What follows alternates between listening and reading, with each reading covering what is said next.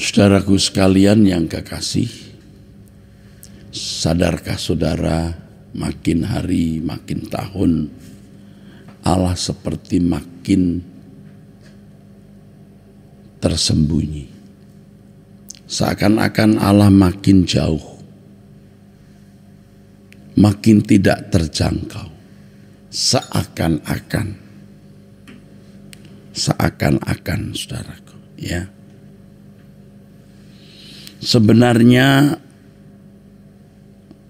bukan Allah yang tersembunyi atau Allah yang bersembunyi, tetapi manusia yang mengeliminir Allah dalam hidupnya.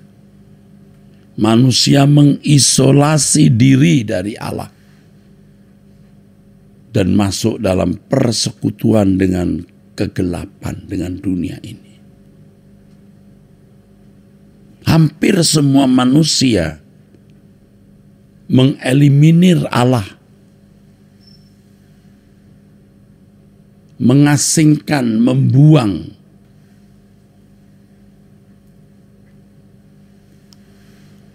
Dan manusia mengisolasi diri di dalam persekutuan dengan kegelapan, hidup dalam berbagai kesenangan dunia. Suasana dunia seperti ini berdampak pada hidup orang-orang Kristen, orang percaya yang mestinya menjadi umat pilihan Allah, dan para pendeta, pelayan-pelayan jemaat. Sehingga saudara, gereja yang dipimpin, dilayani oleh pelayan-pelayan yang telah tercemari oleh dunia ini tidak mampu menyelamatkan umat, saudaraku. Saudara, inilah yang terjadi dalam kehidupan manusia.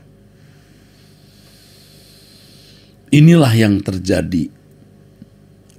Menyatakan ini tidak bermaksud mau merendahkan siapa-siapa. Kita sendiri yang juga harus waspada.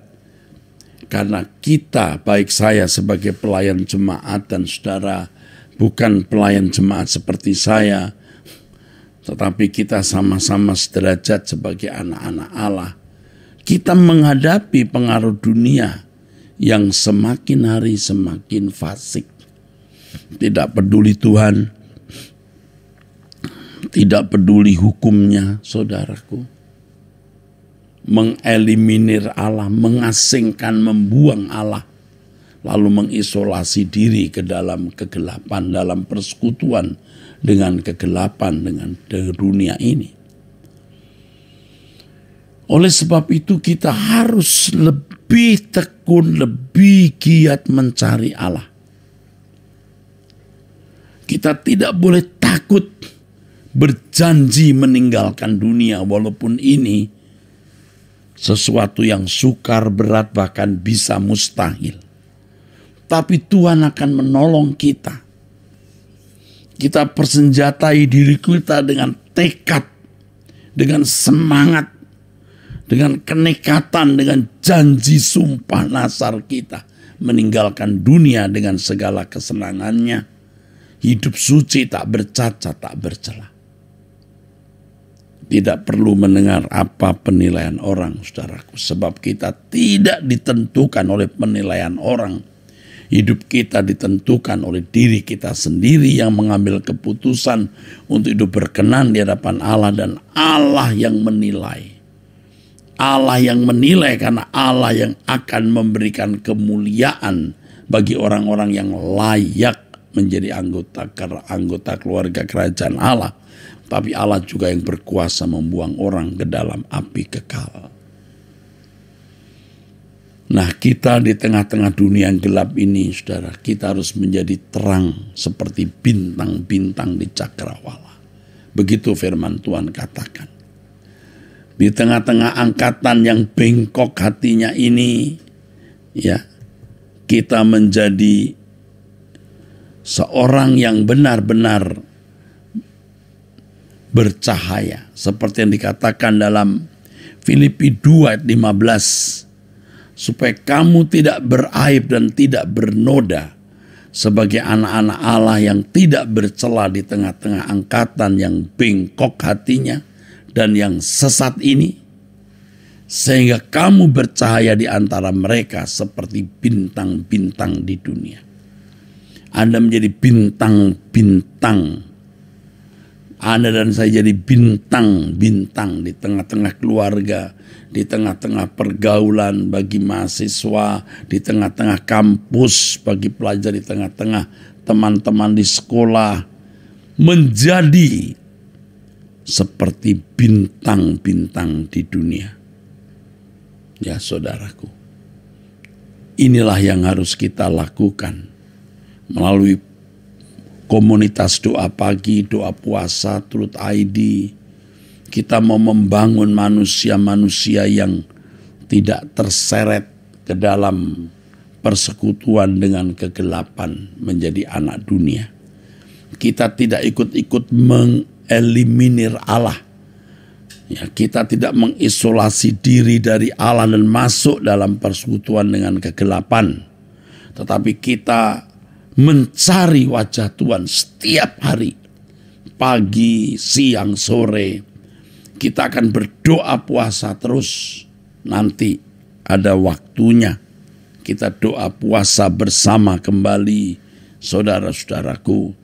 Kita mau sungguh-sungguh menjadi anak-anak Allah yang berkenan, saudara. Dan kita menjadi orang-orang yang membawa pesan bagi dunia. Sehingga suatu hari Tuhan akan berkata kepada orang-orang yang tidak bertobat, kamu sudah lihat anak-anakku yang bercahaya seperti bintang-bintang di dunia. Kamu lihat mereka, tetapi kamu mengeraskan hati dan tidak bertobat. Saudara,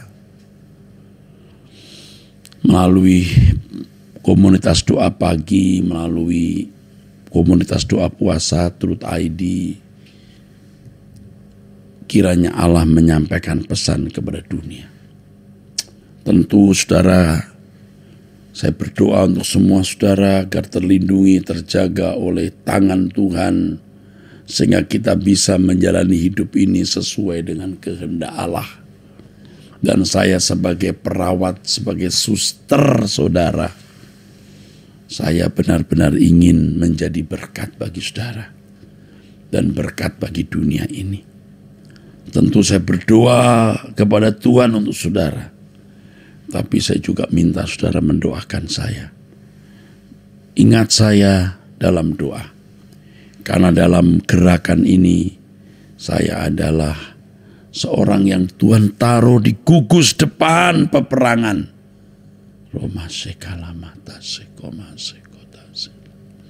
Doakan saya, saudara. Iblis pasti bermaksud menghancurkan hidup saya, supaya berhenti gerakan ini. Padahal tanggung jawabnya besar sekali, saudara.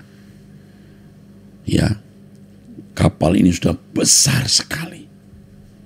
STT Ekumene, Truth ID, GSKI Rehoboth, GSKI Sinode, dan saudara semua pecinta suara kebenaran. Besar sekali kapal ini, dengan banyak kegiatan.